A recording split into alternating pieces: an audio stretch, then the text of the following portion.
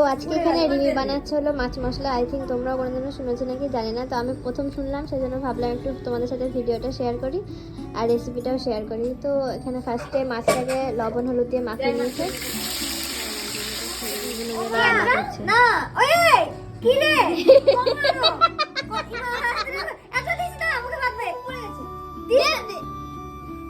তো দিয়ে দিলে এবার কালো জিরা আর দিস না, পেঁয়াজ আর রসুন বাটা, কালো জিরা দেওয়া হয়ে গেছে। এবার ওটা একটু হলুদ দিলে লবণ দিচ্ছে। ভালো করে এবার এক বুনো বসে আছে আর এক বুনো এবার রান্না করছে। ওর হাতে নাকি খুটখুট করছে। অনেকটা মাছ আছে, অনেকটা মাছ আছে। ঝোল ঝোল হয় নাকি? হ্যাঁ। এবার মাছগুলো সব দিয়ে দিল।